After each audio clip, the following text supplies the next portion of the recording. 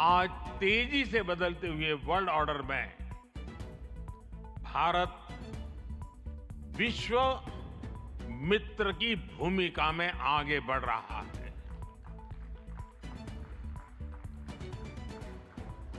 आज भारत ने विश्व को ये भरोसा दिया है कि हम साझा लक्ष्य तय कर सकते हैं, अपने लक्ष्य प्राप्त कर सकते हैं।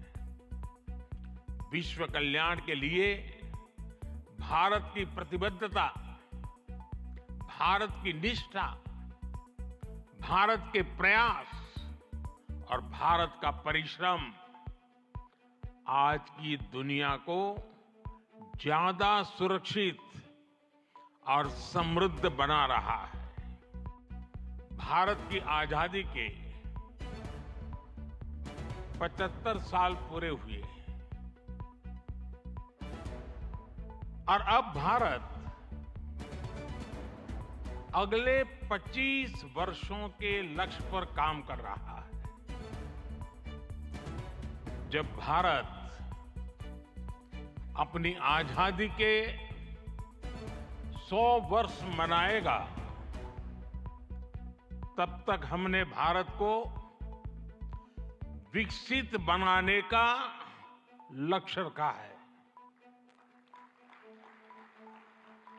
और इसलिए ये 25 साल का कार्यकाल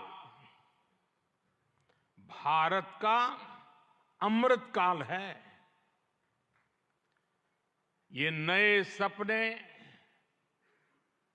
नए संकल्प और नित्य नूतन सिद्धियों का कार्यकाल है। इस अमृत काल में ये पहली वाइब्रेंट गुजरात ग्लोबल समिट हो रही है और इसलिए इसका महत्व और बढ़ गया है। The world looks at India as an important pillar of stability, a friend who can be trusted, a partner who believes in people-centric development, a voice that believes in global good, a voice of the global south, an engine of growth in the global economy, a technology hub for finding solutions, a powerhouse of talented youth, and a democracy that delivers. कुछ समय पहले ही vibrant Gujarat global summit को 20 वर्ष पूरे हुए हैं। बीते 20 वर्षों में इस समिट ने नए आइडियाज को प्लेटफॉर्म दिया है।